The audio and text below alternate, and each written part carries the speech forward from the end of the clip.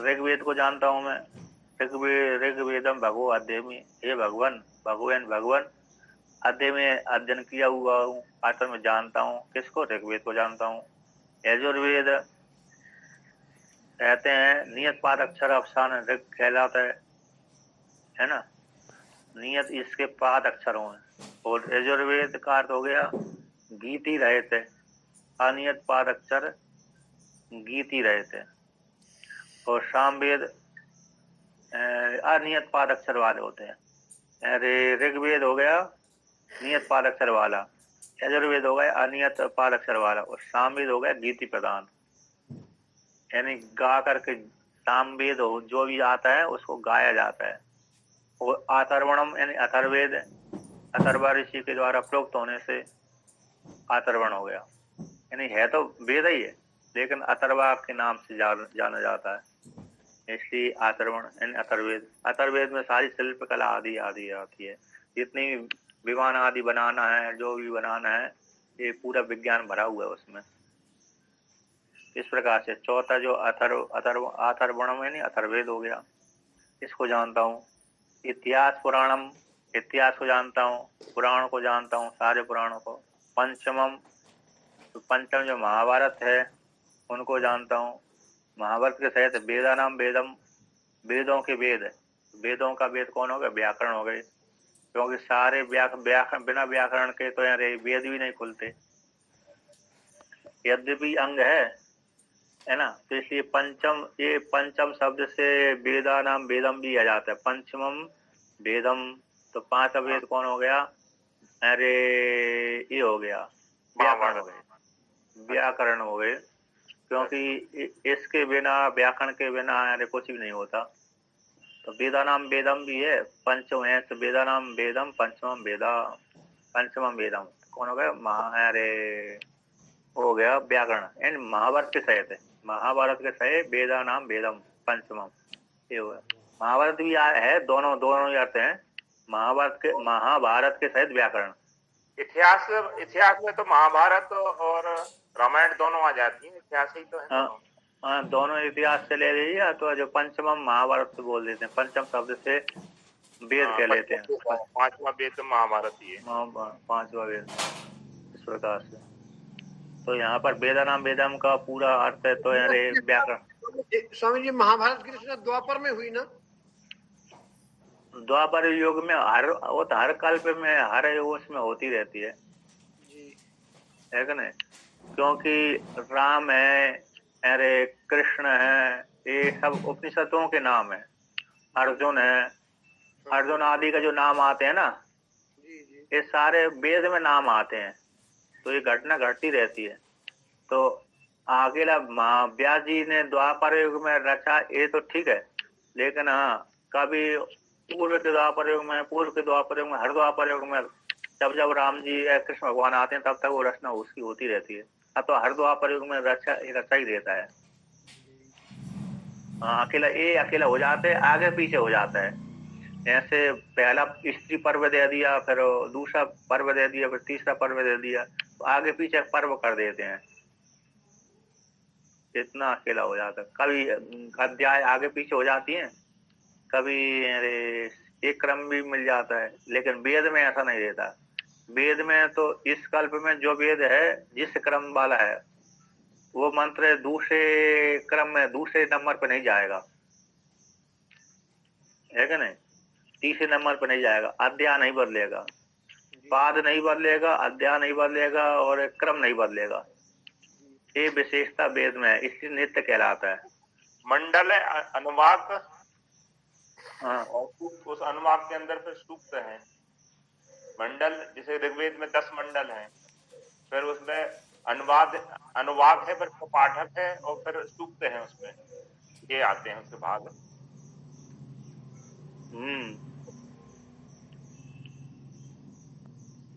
अब आगे, हाँ, तो जैसे ईशावास्य उपनिषद है। अब ईशावास्य उपनिषद में 18 मंत्र हैं।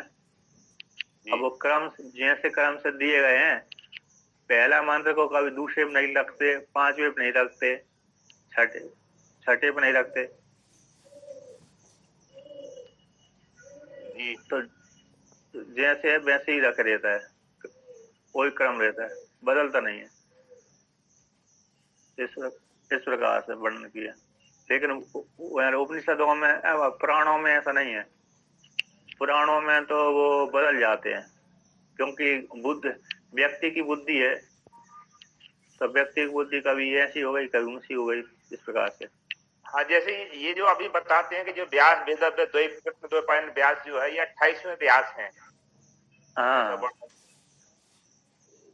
28वें, 28वां कलयुग चल रहा है ना, 28वां है, तो इसलिए 28वें चल रहे हैं। तो व्यास तो हर द्वापर युग के व्यास अलग होते हैं, त्रेता के अलग होते हैं, सतयुग के अलग होते हैं। सतयुग वाले व्यास से कोई दूसरे हो जाते हैं, त्रेता के व्यास कोई दूसरे हो जाते हैं, और द्वापर युग के व्यास और कलयुग के व्यास एक ही रहते हैं। अंतिम जो द्वापर है ना, जी, जब व्यास भगवान जो कृष्ण द्वापायन व्यास होते हैं, अब ये द्वापर के भी हैं, अंतिम द्वापर के, और फिर अरे कलयुग के भी हैं, क्योंकि कलयुग में फिर कोई व्यास पैदा नहीं होते। आदिगुरु शंकराचार्य भगवान तक रहते हैं, लेकिन वो आदिगुरु कहलाते हैं। व्यास तो हैं, व्यास विस्तार तो किया है, लेकिन ऐसे व्यास भगवान ने पुराण आदि की रचना की है, यही कहलाते हैं। तो देखिए, अब आगे वर्णन करते हैं कि अरे हो गया अथर्वण हो गया, चतुर्थ इतिहास पुराण हो गया, पंचम वेदानाम वेदम व्याकरण हो गए, पितृकल्प हो गया। तो पितृकल्प मतलब पितरों संबंधी पूजा, पिंडदान आदि देना, श्राद्ध कल्प आदि, पिंडदान आदि देना, ये देना, उनके निमित्त वाले कर्म करना। राशि में यानी गणित, तो गणित विद्या को जाना, जो अंक विद्या है, जो गणित पढ़ते हैं ना, जोड़ना घटाना आदि सारी राशि विद्या को, गणित को। देवम यानी उपताप आदि को, विद्या को। और कहते हैं राशि में हो गए गणित हो गए, देवम उपताप आदि हो गए। निधि में यानी निधि को, निधि का अर्थ किया है, कई प्रकार की निधि हो गई ना। ये देवम का मतलब उत्पाद ज्ञान लिखा उसमें, उत्पाद ज्ञान। हाँ, उत्पाद ज्ञान। हाँ, उत्पाद ज्ञान मतलब यारे कभी किसी को रोग लग गया, बीमारी आ गई, जैसे बालक पैदा होता है तो उसको उत्ताप लग जाता है, उसके लिए फूंका फांकी आदि चलते ना, करते ढड़वा लेते हैं। जी। जैसे 6 महीना तक वो देवी परेशान करती है, 6 साल तक वो देवी परेशान करती है, उसके निमित्त के लिए वो अनुष्ठान करना पड़ती है, उसके निमित्त के लिए वो अनुष्ठान करते हैं, है ना, वो इत्यादि। वो सारी विद्या, उच्चाटन आदि भी मान लीजिए, इंद्रजालिक आदि मान लीजिए, तो सारी विद्या उसमें वो ताप विज्ञान हो गया। ताप यानी संताप, तप संताप धातु है ना, तप संताप नजदीक, तो उप यानी नजदीक हो गया, तप संताप धातु से बना, उपताप बना, उपताप हो गया। विज्ञान को बताया स्वामी जी आपने, है उत्पाद विज्ञान मतलब अरे जो अरे किसी को मतलब रोग आदि हो गए, टोटके आदि कर देते ना लोग, तो उसके द्वारा इनकी इस विद्या के माध्यम से निरोग कर देते हैं, छोटी छोटी बड़ी बड़ी परेशानी को समाप्त कर देते हैं। भेषज शास्त्र हो गया। हाँ, जैसे अब जैसे ओला पड़ रहे हैं, ओला है ना, ओले पड़ जाते हैं, लोग भगा देते नहीं भगा देते, कभी बारिश करा होते हैं उनका ज्ञान, हाँ, घटाना बुलाना, घटाना बढ़ाना, वर्षा करवा देना आदि आदि है। उत्पाद ज्ञान है ना, देवम उत्पाद ज्ञान। तो उत्पाद तो वही हो गया, पशु का उत्पाद मचा रहा है, पशु है, शेर है, भालू है, अन्य अन्य जानवर है। अब हमने खेती लगाई, खेती में वो सारे पशु आने लगे, तो हमने वो बांध दिया क्षेत्र। अब क्षेत्र बांध देने से पर वो क्षेत्र में पशु नहीं आएंगे, है क्या नहीं, कीलित कर दिया। ये आगम शास्त्र हो गया क्या फिर? हाँ, जो सारी विद्या उसी में आ जाती है। तंत्र तंत्र है, मतलब ये तंत्र विज्ञान हो गया। अब विद्या है और तो वो वैदिक वेद तर्क आगम आदि सारे जाते। निधि निधि का यहाँ पर कहता है महाकाल आदि निधि शास्त्र। अब महाकाल तो महादेव ही लेने हैं अथवा कौन सी निधि है? निधि खजाना ही है। निधि का अर्थ यहाँ पर निधि आकार खजाना, तो यहाँ पर कहते हैं अर्थशास्त्र हो गया यानी। महाकाल आदि निधि शास्त्रम। महाकाल आदि अर्थ महाकाल या तो शिव जी के द्वारा रचित ग्रंथ है महाकाल आदि निधि शास्त्र। तो निधि शास्त्र जितने भी आगम शास्त्र है वो सब इन्हीं की है, शिव जी का ही है ना। हाँ, उनके आगम शास्त्र के प्रणेता नहीं, आगम शास्त्र के प्रणेता भी है और सारे आगम के अरे तांत्रिक के भी वही प्रणेता है और आगम शास्त्र के भी है। आगम माने तंत्र ही तो होता है, तंत्र। हाँ, वैष्णवों के भी सबके ये रचयिता है। इन सारी विद्याओं के रचयिता भगवान शिव जी कहलाते हैं। हाँ जी। तो ये महाकाल आदि निधि शास्त्र हो गए। निधि यानी खजाना होता है। कहते हैं वाक्यम, तो वाक्य हो गए। अरे तर्क शास्त्र है, तर्क शास्त्र को भी जानता हूँ। और इसके पश्चात तर्क शास्त्र एक आयन में नीति शास्त्र हो गए और एक नीति शास्त्र और निरुक्त हो गया। देव विद्या निरुक्त विद्या को है ना, देव विद्या का निरुक्त को। ब्रह्म विद्या जिसमें ब्रह्म का बोध कराया, मतलब जिसमें ब्रह्म चारों वेद की जो विद्या है, चारों वेद की, तो चारों वेद की विद्या को ब्रह्मणा यानी ब्रह्म वेद की विद्या को जानता हूँ। भूत विद्या को जानता हूँ, है ना। ये ब्रह्म इसमें आप कह रहे थे वो ब्रह्म विद्या को नहीं जानते, ब्रह्म विद्या लिखा तो है इसमें। ब्रह्म विद्या नहीं, यहाँ पर ब्रह्म विद्या ऋग्वेद यजुर्वेद सामवेद है। तो वो तो पहले ही दे दिया, चारों वेद तो पहले ही अलग अलग वर्णन कर दिया। हाँ, तो यहाँ पर ब्रह्म संबंधी जो ऋग्वेद यजुर्वेद सामवेद की विद्या को जानता हूँ, चारों वेद की विद्या को जानता हूँ। मतलब यहाँ पर इतना लेना ज्ञान वाला नहीं जानता हूँ। हो सकता है इन्होंने मात्र इतना ही, अरे उतना ही पढ़ा होगा। कितना पढ़ा होगा? अरे अर्थ शब्द मात्र है। अरे उपनिषद हमने पढ़ तो लिया, कैसे? उच्चारण के रूप में, जैसे गुरुकुल में पढ़ने के लिए जाते हैं ना लोग आप। जी जी जी। तो उस शब्द मात्र पढ़ लेते हैं। हाँ, जैसे रुद्राष्टाध्यायी तो पढ़ लेते, लेकिन उसका अर्थ पूछो पंडित जी तो वो करा देते हैं सारी चीजें, लेकिन उसका अर्थ बता नहीं पाएंगे।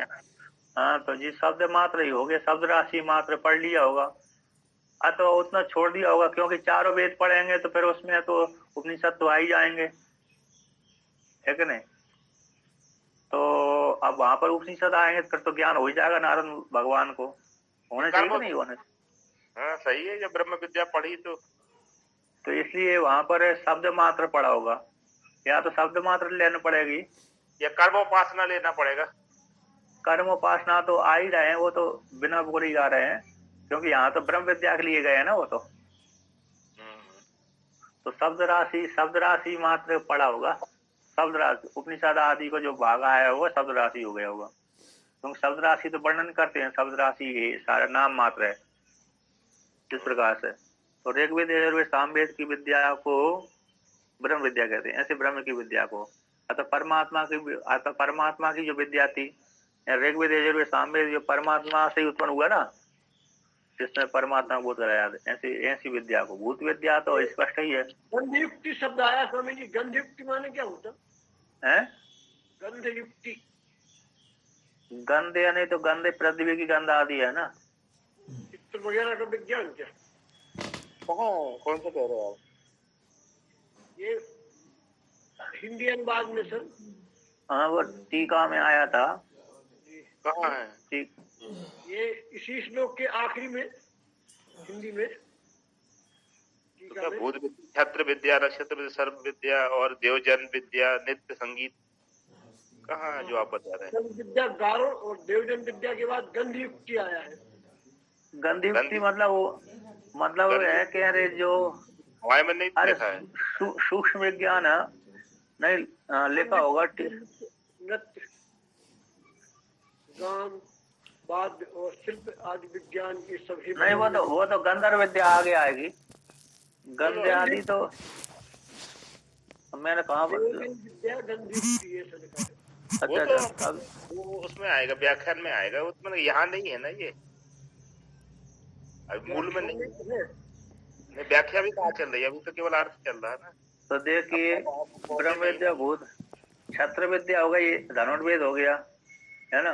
भूत विद्या तो भूत ही विद्या हो गई, इस स्पष्ट रूप से भूत तंत्र है। तो यही हो गया, इंद्रजालिक आदि पुरुष हो गया, इंद्रजाल आदि, है ना। अतः जो लोग शमशान आदि जगाते हैं, इनको भी, इनका भी ज्ञान है उनको। तो अतः भू संबंधी विद्या हो गई, छत्र भूतों विद्या का संबंध। क्या है?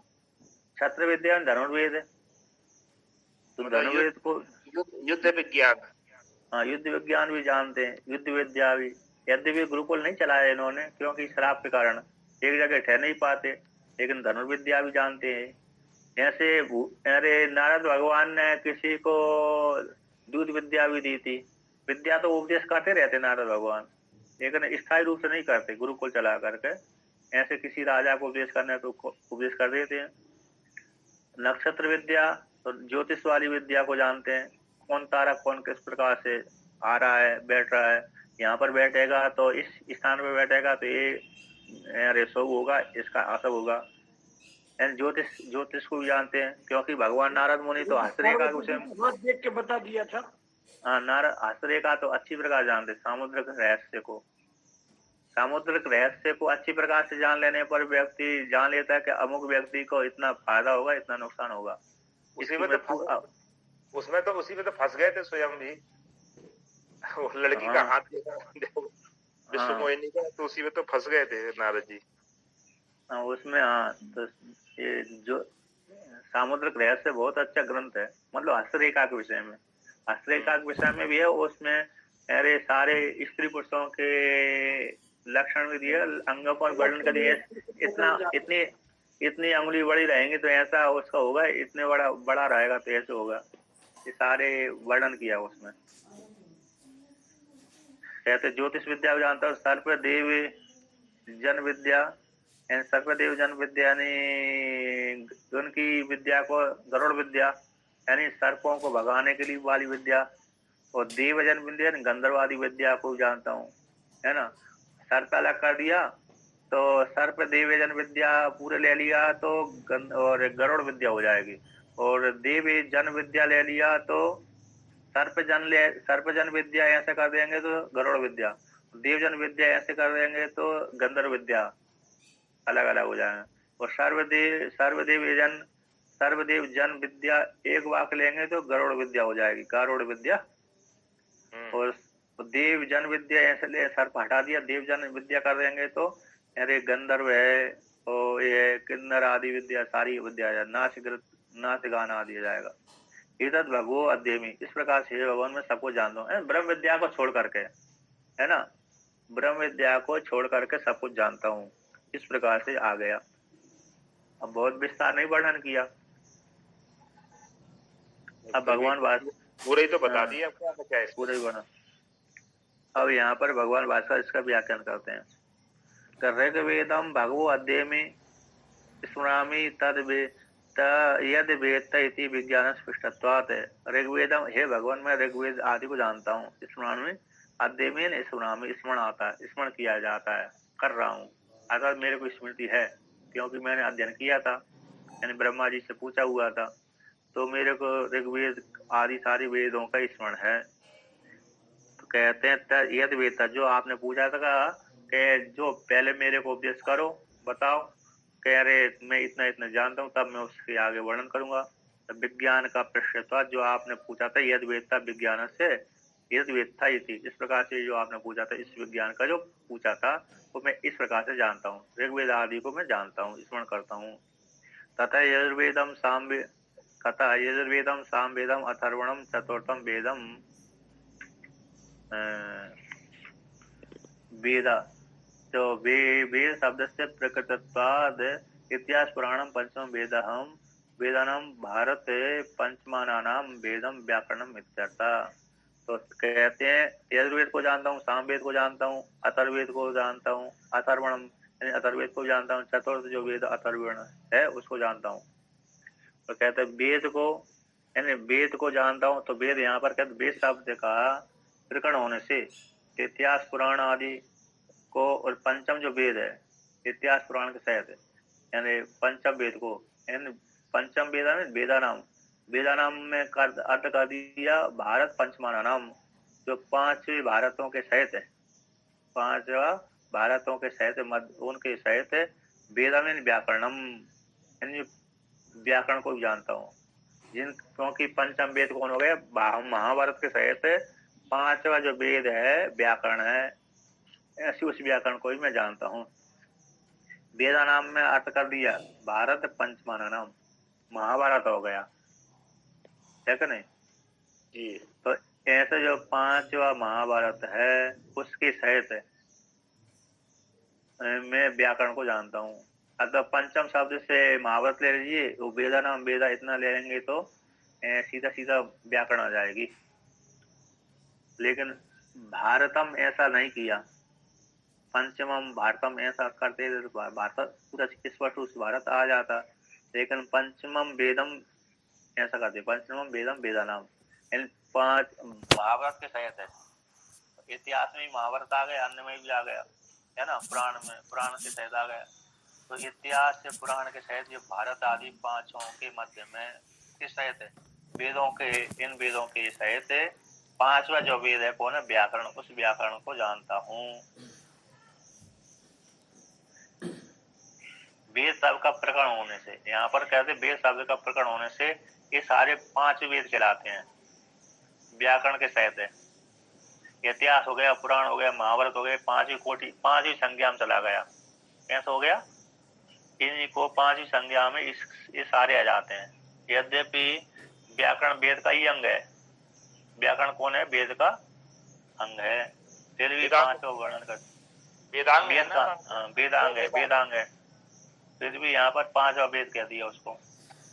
व्याकरण ही पदादि कहते यहाँ पर, व्याकरण ही पदादि विभागसा वेदादाय हो ज्ञायन्ते, कहते हैं व्याकरण के द्वारा पदादि विभाग, पद है, छंद आदि है ना, शब्द है, एक सिंह वाक्यम, वाक्य है, पद है, पद एक शब्द हो गया, वाक्य पूरा हो गया, तो सबके अलग अलग लक्षण होते हैं। एक सिंह वाक्यम एक लक्षण आता है, एक सिंह वाक्य, व्याकरण में एक सिंह को वाक्य कहते हैं, जहाँ पर एक व्यक्ति आ जाती है, लट लकार आ जाता है, वो वाक्य हो जाता है पूरा। और मीमांसा में वाक्य का लक्षण आता है सामूहिक वाक्यम,